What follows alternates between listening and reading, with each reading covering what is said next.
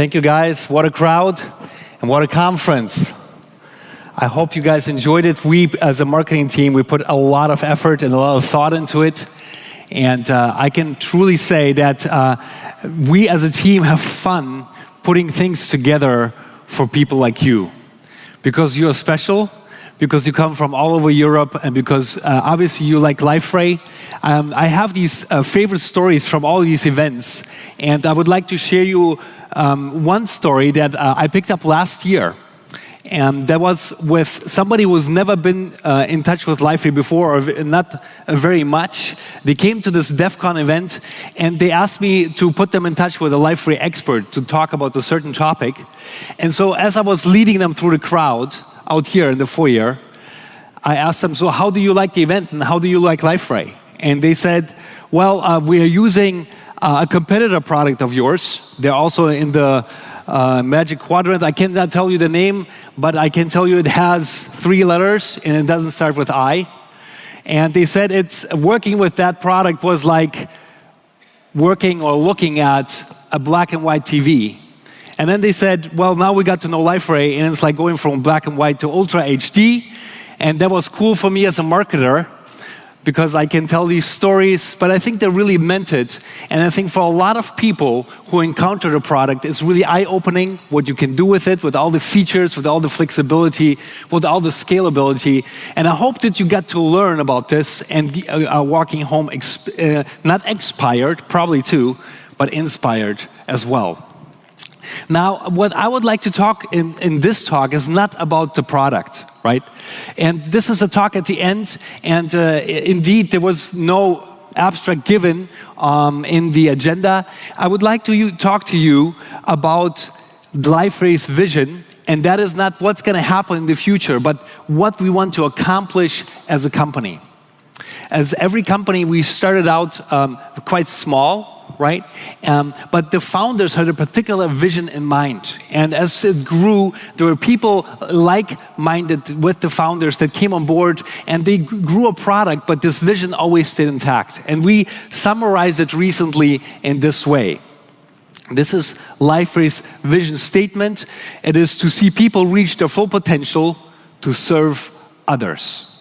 And that means for employees, that means for partners, that means for people like you and me who are encountering this product, but there's more to it than just the product. And this is what I want to talk to you about, the motivation that for a lot of us at the company, it's very, very real. And this is actually why we choose to work here and not somewhere else. Before I do that, and I thought about how am I going to do this? So I want to tell you a story about this gentleman. We just are coming from the election season. I know most of us are not from the US, but we seen it in the news, etc. This man also ran for office several decades ago, JFK. And when he was finishing his campaign speech, he used a poem by this gentleman. This gentleman is called Robert Frost. He's one of the most important poets in the 19th century in the United States of America. And he wrote a famous poem, and it goes like this: stopping by the woods on a snowy evening. The poem plays in New England woods, and John F. Kennedy was using a line in the poem where he was saying, the woods are lovely, dark, and deep. Right? It's a cool place to be. There's a gentleman, as you can read here behind me. He is in the woods, and he's just stopping with his horse. And he enjoys being all by himself. The snow is falling, etc. And then JFK said, but I have promises to keep. Right? And then it goes on a little bit further. And I'm going to tell you this at the end. But it was very curious to me, right? There's a cool place. It's just like here being at the DEVCON. It's a cool place, right? There's cool sessions, there's cool people, there's a cool party. It's a great place to be, right? But then we have promises to keep. We have promises to keep. You probably have a train or a plane to catch home, or you're driving by car. There's a family or responsibilities waiting for you at home. There's a project that you might urgently need to finish. We all get that, right? But there's other things that are around us beyond the projects, beyond the product, beyond the things that are helping people to put their full potential to the forefront and reach their full potential. And that had nothing to do with IT. Some of them are very, very basic. And so for Liferay, it is about this cool place to be, right? At a cool place in time, at a cool place where we can make a difference in the IT world with open source products, etc.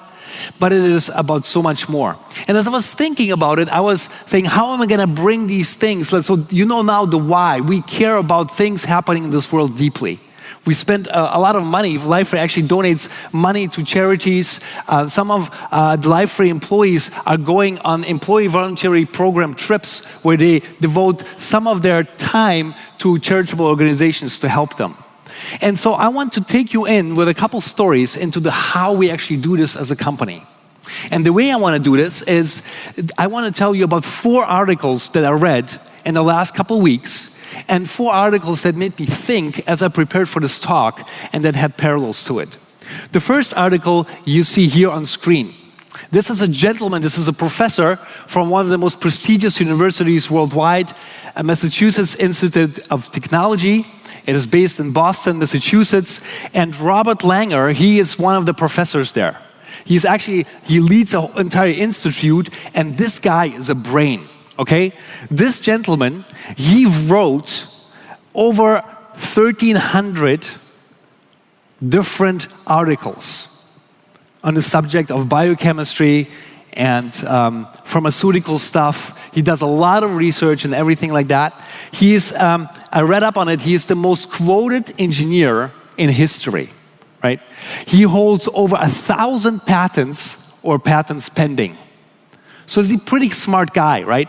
But as he started out at this university, as he was in graduate school, this is one of his quotes that is being quoted in the article, right? This hyper smart guy, he said, in the beginning, I felt like a disaster. Right? He started working out in the lab, and this is already 4 years in studying. He started working in the lab, and he had to ask the students who were working there at the lab to help him. Now, I imagine that a lot of us felt like this, and I imagine that a lot of people out there feel like this, right? They might not have access to education. They might not have access to the tools that we have, especially in other countries out of the Western civilization, etc., right? And they too deserve a chance, and we as Liferay, we care about them. So recently, actually, we do a lot of projects around the world that I could talk about, but we have actually one video that we did, and it's not in a faraway country, it's actually in some country that recently decided not to be part of Europe anymore, right? Too bad, but we can still show this video about this London suburb and what we are doing there to kids who are learning to code, and so they don't feel like a disaster.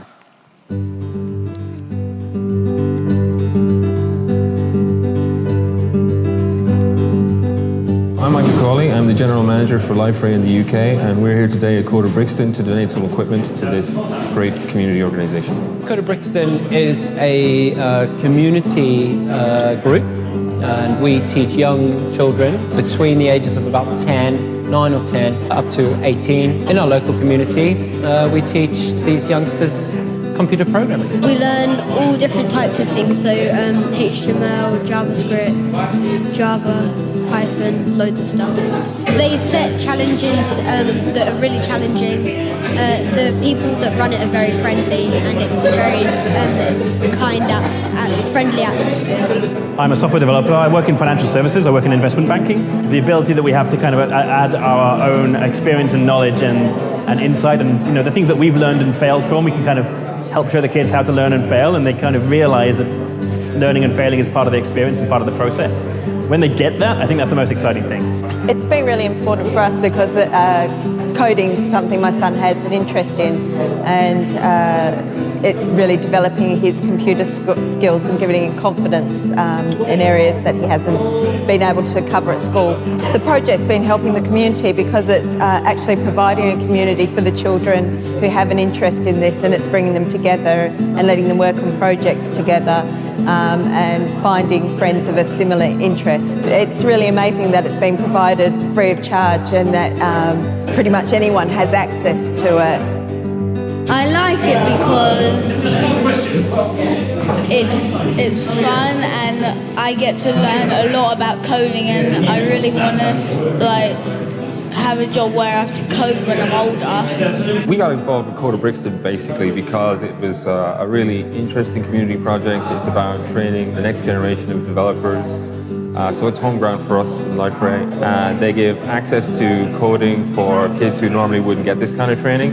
And I think you can see just from here today, talking to the kids and talking to the other people, just how exciting it is and how engaged they are and how interesting they find it. We've got a little bit of space to grow here in BCB. They've got a bigger room too. If we can expand into that. But what I'd really like to do is find another person or two in the next area, in one of our neighbouring neighbourhoods, who would want to champion their own and come on board with us for 3 or 4 months, and then go and start their own and grow organically that way.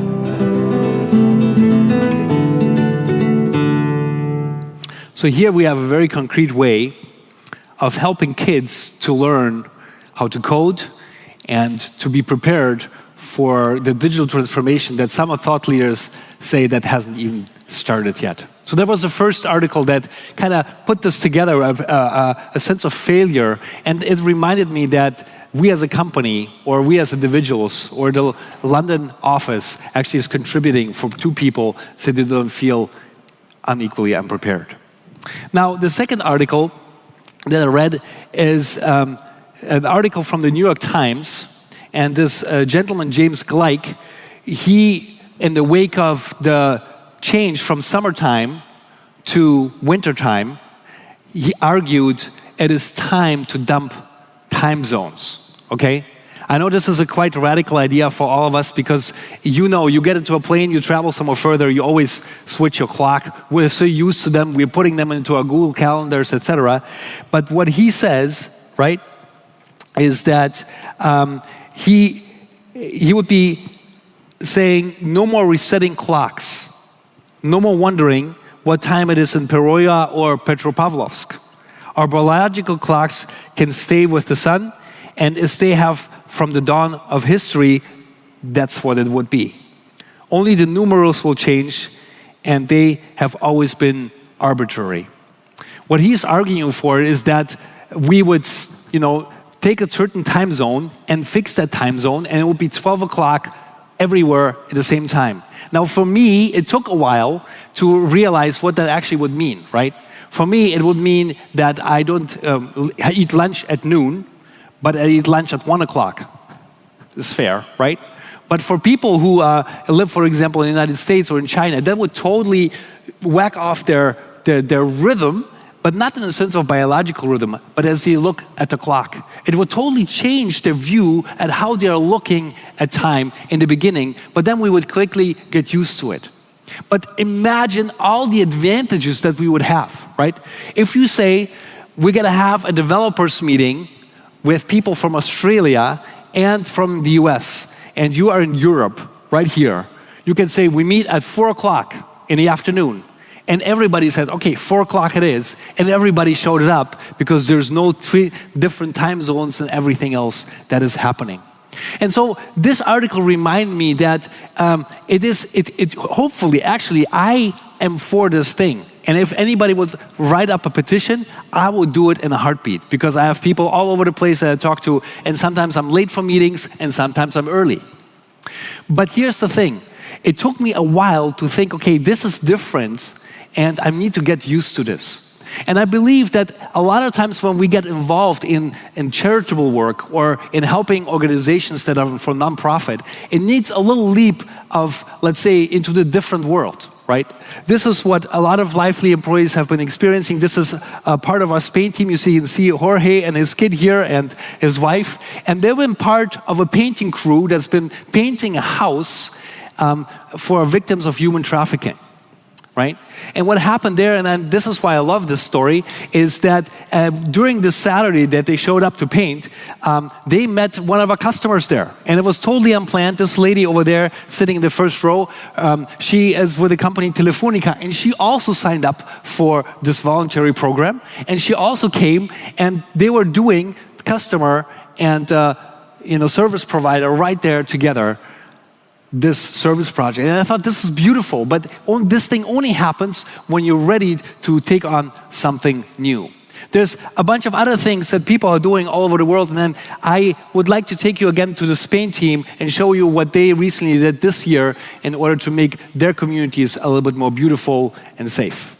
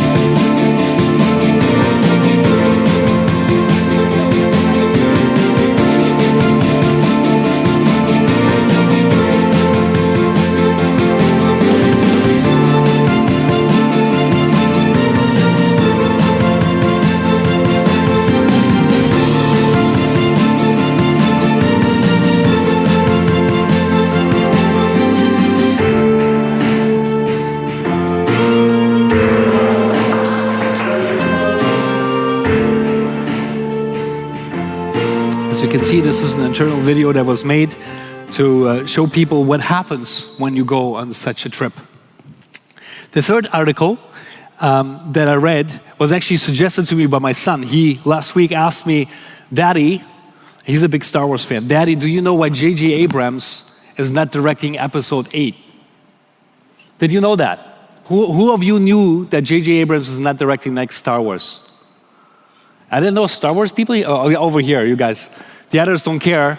Okay, you have to just bear with me, right? So there's this amazing thing happening with Star Wars 8. And I feel like J.J. Abrams did an amazing job directing the last movie, but he got a lot of criticism. And basically he stepped down. And I read this article, and the article states that JJ said, and I'm not sure if this is for PR reasons or not, but I think he strikes me as a very, very family man. I remember watching the extras on Star Wars 7, and he said that the first day when they were shooting in Abu Dhabi, in the desert scenes, he flew in from Hawaii from a family vacation. And so I believe this is real, and he's still producing the film. But I was still thinking, even after I read this article, I was like, well, you know, it's fine and good to talk about family and values, etc., but it's Star Wars 8, okay? And then it made me think, and I realized that there's definitely things in life that are more important than money, because he's going to get a lot of money for it, or fame, right? He's going to be written into the Wikipedias and the annals of filmmaking history. And then it made me think of a picture that I saw years ago from a crew that was helping people after the tsunami in Japan. And this is an actual picture of people who, from Liferay, after the tsunami happened, they were gutting out this building only for it to be rebuilt up again. And over here, this gentleman, you can see with the mask, this is Ed Chang. He is our VP of product management. And the first time I saw this picture, I couldn't help but calculate in my mind how much an hour of his labor here would cost, right? I mean, how much Liferay is actually missing, you know, in terms of product development right here for an entire week in Japan. But then I thought, you know, not all of life is about business. Not all of life is about making it count in terms of financial things. Not all of life can be measured in fame or success. And then it made sense for me that people would invest their time and their energy to go out and help other people, even if they could possibly even just write a check or make a money transfer. This is how we've been involved in Japan. We've been going there year after year after year since the tsunami hit, and we've been helping victims there in different scenarios. Here, this lady, she's making jewelry out of broken pottery and then selling it again in order to support herself. And the whole deal is there. Some of the culture in Japan is not very friendly towards mothers who have children. And so here she's being offered a job that is very flexible and is suitable to her time needs. We also, this year, were able to do a festival in a low-income area. There was a lot of fun. There was a team of people who went there and helped to prepare this festival, and apparently the kids there too had fun. And you know, I was thinking about this, and again, you know, people who went there, they could have brought so much money in for themselves or for the company, but it chose to spend that week serving other people, so they could have a smile on their face, so they could reach their full potential. Now, the first thing is actually not an article, it was actually a tweet. I'm sure if you're familiar with these.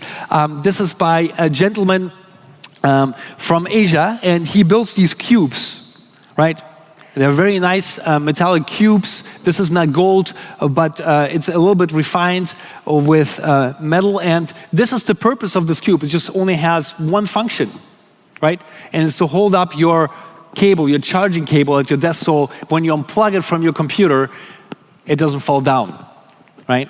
And here's how the KB Lee, the designer and artist of this cube, describes it. It only has one purpose. And as I looked at this tweet, and as I read about this cube, I said, man, that's stupid, right? I mean, who would buy this stuff? This actually costs $40. But then I thought about it, you know, it has only one function and it's so beautiful, and actually people are ordering it. But then I thought, hey, you know, I'm actually glad for things that only have one function. They have only one purpose. For example, you know, I'm glad that the soccer club in our community only teaches soccer and not volleyball and badminton and other sports, because they can really focus in on the most important sport in history, right? So it's soccer. Or other organizations, right? If you go on and on and on, we are actually glad that we have experts, right? And I get to talk about Liferay a lot, and people say, you know, Liferay is very flexible. There's so many things you can do with it, and some people are using it for intranet, some people are using it for extranet, some people are using it integrated in the backend, etc., all this stuff. And you can use Liferay for a lot of things, but it also is challenging, right? And sometimes as a marketeer, I wish I would have something much easier, something more single function to sell. And as I was thinking about this, I was like, yeah, that's right. And there's organizations out there that are also just having one purpose. For example, throughout this presentation, there was this term of human trafficking that we were talking about. And I'm not sure if you're familiar with this phenomenon nowadays, but let me share some statistics with you. Today, on this earth, as we're speaking right now, there's 20 to 30 million slaves enslaved right now as we speak. And this is a very conservative estimate. In fact, this is more than throughout all of human history. And I'm not sure if you're aware of this, but this is happening today. And an average person, somewhere in Asia or somewhere in that underdeveloped country, an average price for a slave is $90. It is a $35 billion US industry a year. And it comes in many shapes or forms. There's prostitution going on, right? And a woman being trafficked and sold into prostitution. There's forced labor, there's child labor going on as we speak. And so I'm glad that there's organizations out there that are focusing on just one thing. And they're saying we want to see slavery abolished in this generation. And they're focusing on just that. And so Liferay is helping with that as well. This is a picture of children, actually, who are being taught how to recognize slavery or trafficking signs. So if somebody comes to your village, right, and talks to one of your relatives who's in desperate need for money, right, then you can already see and learn the signs, what that means, and then take the appropriate action. They're being taught how to escape from that. Also, one of these organizations approached us and said, what would be a great need for us to build a kind of a trafficking or a perpetrator database, right? So people who are involved in these kind of crimes, that they would be tracked and that people could be warned if they see stuff like that. And so Liferay currently is helping to building a trafficking database where you can just go ahead and if you see something suspicious going on in your neighborhood, you take a picture, it's being uploaded, and after a while this data is being collected, things are being put together, and people can be more safe and possibly even helped to come and brought to justice. And again, this is a beautiful way how we can see at this world, not just saying, okay, there's a lot of things going on, but we're just focusing on one thing. There are organizations there, and we are trying to help them. Let us go back to this poem, Stopping by the Woods on a Snowy Evening. We had a wonderful time here at DEVCON, and I hope this gives you a little bit of insight into the things that are very important to Liferay and why we actually exist as a company, right? To help people who might not have the resources or might be underprivileged or poor to have a better life. And this is the journey we are on for over 13 years now. And we love being on that journey. And I would just like to invite you to come along with us, right? Imagine you would go and volunteer at a center. Imagine you would go and make somebody happy because she's leading some kind of a institution and you're painting or helping her to build a website. Imagine you go and help in Japan or any other organization to bring in the harvest for other people. Imagine that you would help to change the trajectory, an entire trajectory for a child, because through means of teaching or a website that's being built by you, it was safe and could live on in different circumstances. Imagine this could happen, and I want you to know that we're doing this together. This is how JFK finished his poem. He said, "The woods are lovely, dark, and deep, but I have promises to keep, and miles to go before I sleep, and miles to go before I sleep." And I want to say that to all of us, right? This was a lovely time here. We had a great, great time, but we have promises to keep, not just in our professional, but also in our personal life. And there's so much more to be done, and this is part of our vision. And I want to do two things as I finish this talk. I want to thank you for being a part of this, and I want to invite you to continue to support Liferay and to continue to be on this journey with us to make a difference in this world. Thank you.